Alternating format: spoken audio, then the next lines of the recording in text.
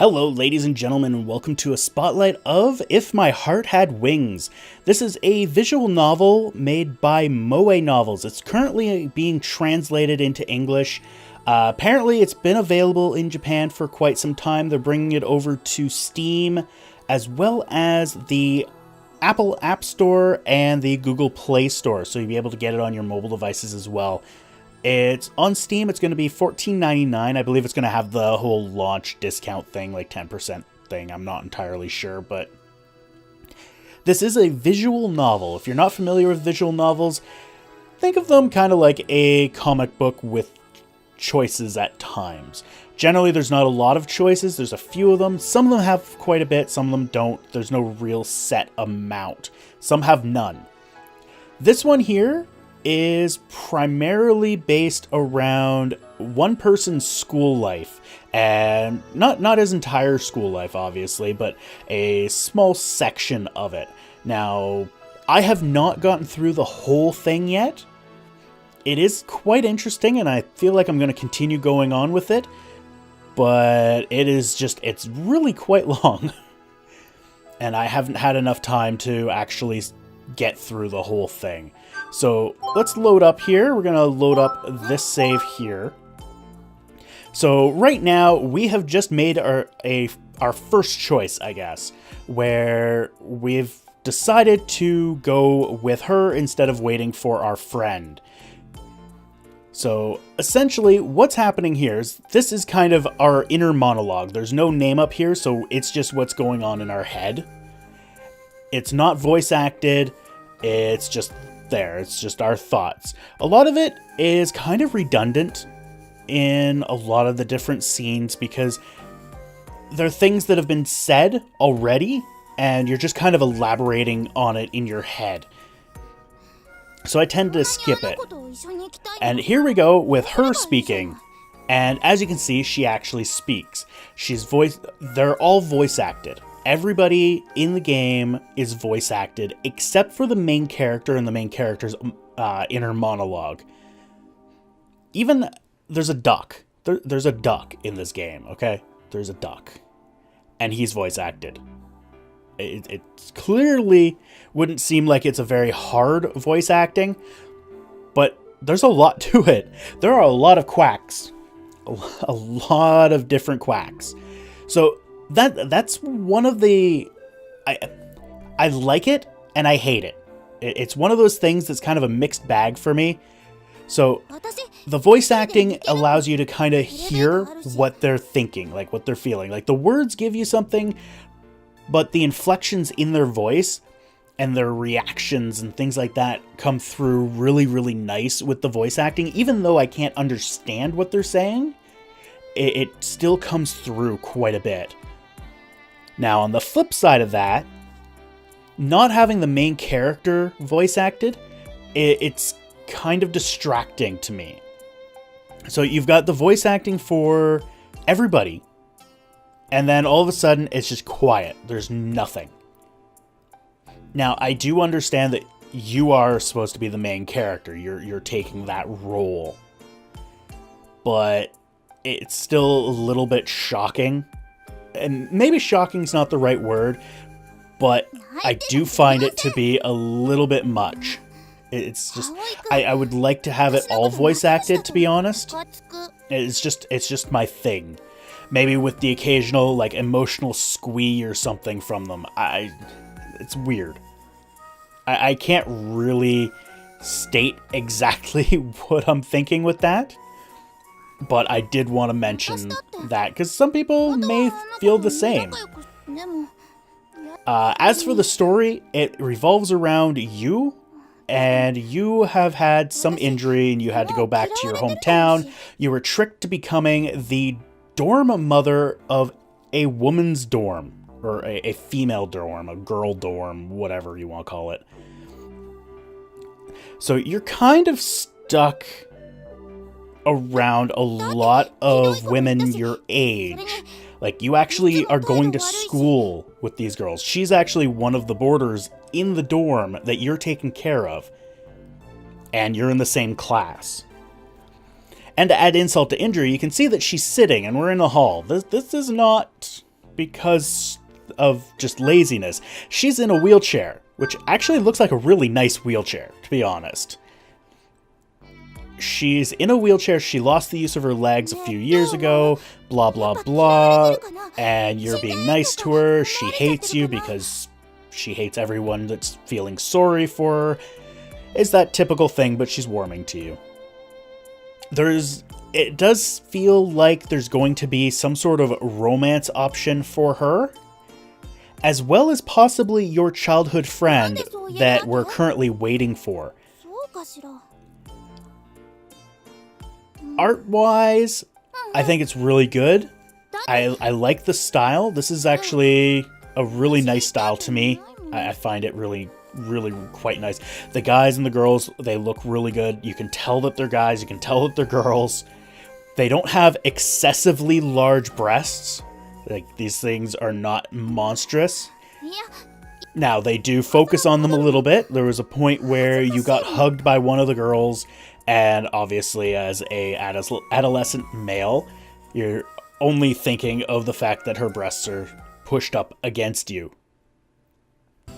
And actually, I think we're going to meet that girl. She's a little bit of a space cadet here. This is the flying aspect of this. You are a member of the soaring club, where you are effectively trying to make a glider. And there's your childhood friend here. She's very tomboyish, apparently. Or used to be tomboyish, I should specify that. So all of you are all part of this club. She does not live with you. Your childhood friend does not live in the dorm. She lives on her own.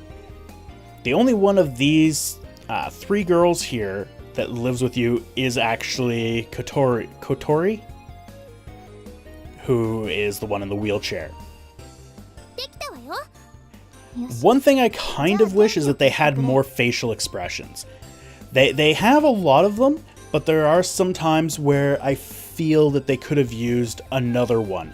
Now, that could have been kind of a time-saving thing, because some of the times I'm thinking of, they would probably be just a one-off, and maybe it's just not, cost-effective to have just that single face, that single expression for that one time. It's just the time involved in creating it versus the amount of times it's used. Like, this face is used quite often. You'll see it several times a chapter.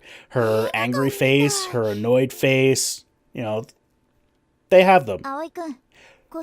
All in all, the story is quite nice. It is intriguing. It does fall into a lot of cliches.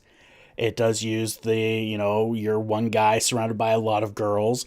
This one does have 2 other guys, but you generally don't see them. They come in every once in a while. Like, I think I've gone through 3 or 4 chapters now and not seen them. Or, actually, I don't even think they've mentioned them. They may have, but I don't recall. Right now, they're just trying to teach me how to fly, because apparently I'm going to be the pilot. She has absolutely no motor skills. She's, scared. That's as far as I got from that, is she's scared. And the girl in the wheelchair can't physically do it because you need to push the pedals, which of course made her depressed and you had to cheer her up. So all in all, it's a good story. I think it's well worth $15, to be honest. Very, very well drawn. It's got a lot of detail to it. There's a part where you actually see the glider, and it kind of looks 3D-ish. Let's actually go into the config, because one thing I mentioned the voice acting and how I felt that it was distracting. Now, that is something you can change. So you've got movie volume, sound effects volume, and voice volume. You can also, if you find any of their voices to be obnoxious, you can turn them right off. So the voice acting actually controls all of them. So as you can see, we're adjusting every one of them. Like, I actually turned them down. Not because they were annoying, but because they were just too loud for me, and it was distracting me from reading. If I could understand what they were saying, I would have just let it go, but it's not something... I don't understand Japanese. It's just throw it at that. So you can adjust them individually as well. So these are your two guys. Yeah. These are all... Let's go through here. This is a boarder. This is your friend. This is the flight girl. This is a... I can't remember. I don't see her very often anyway. Oh yeah, these are twin sisters, I guess. I've only ran across them each once. One in the supermarket, one not in the supermarket. They are very strange.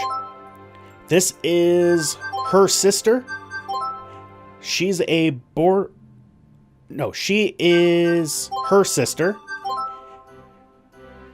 She is the class president or school president or year president. I'm not entirely sure. Or vice president, I think. Vice president. She is a boarder and kind of dopey, but very, very helpful and kind. And these are two friends of yours. This is older.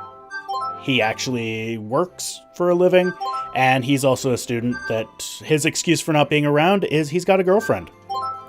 And there's others. These are just generic that you don't generally see. So I'm assuming later on we're going to see these two a bit more, but right now we don't really see them very often. But you can adjust the volume. You can adjust the volume quite... There's quite a bit you can do with it. You've got lots of saves, lots and lots and lots and lots and lots and lots and lots and lots and lots of saves. You can have full screen window. You can adjust pretty much all the things. All of the things can be adjusted. Here's your controls. Little weird on the controls, I'll be honest. Space erases, cancels message window. It also hides everything. Like, it just makes the entire UI go away. Escape is a minimize window. That one screwed me up because I was actually initially playing this through the Steam streaming, and yeah, I pressed escape to try to get to the menu, and all of a sudden the streaming stopped responding. I was like, what the hell? What the hell happened? It's not the thing. That is not it. Don't hit escape unless you want to minimize the window for some obscure reason. Just very strange. You've got all sorts of different options. None of these are configurable at all. I've been using the scroll wheel to advance text and rewind in retrospective mode because that just seems to work best for me. Control skips messages. Enter sends and decides messages. It also continues on the progress of the story. You've also got these gestures. So if you right click and go up, it's a quick load. Right click and go right, skip read to the right, and right click and go left. It is left forward. Basically it's auto mode. And then down is quick save. All of these are adjustable, so you can have, backlog or minimize for some reason. If you want to right click and go up, you can have it minimize, hide text, load, go to title screen, screen mode, return to previous option. So let's actually do that. So let's oh, no. Back. So, yeah, that's load data. It also has this weird snap function, which throws me off. So be aware of that when you're trying to do something, and it will bring your mouse back, which is quite nice. So it will always snap you to the yes button, it seems, and then snap you back. It does that when you try to exit as well, and I'm notorious for... I hit exit and I will immediately start moving the mouse down, and then I end up down here. And it's just, it throws me right the hell off. but that's a me thing. So here you go. We've got a nice, this looks like, to me, it looks like a 3D render of the plane with massive amounts of anti-aliasing needed. This definitely needs some anti-aliasing. When it was really small up in the air and flying, it didn't look so bad, but here it looks so jaggy. So much jaggy. Now, I'm not sure if that was intentional or what, but everything is just so jaggy. Oh, the jaggies. The jaggies are horrible. Yeah, the jaggies. Oh god, the jaggies. Oh god, the jaggies. Alright, anyway, enough of me whining about jaggies. I'm going to end this here. Thank you all for watching. I hope you enjoyed, and we will see you next time. Thanks for watching. If you like this video, please hit that like button down below. You can also follow me on Twitter, follow me on Twitch, or add me to your Google Plus circles. I also have a Patreon campaign going on. Feel free to support me on there if you so desire. And if you want to see more, click that subscribe button.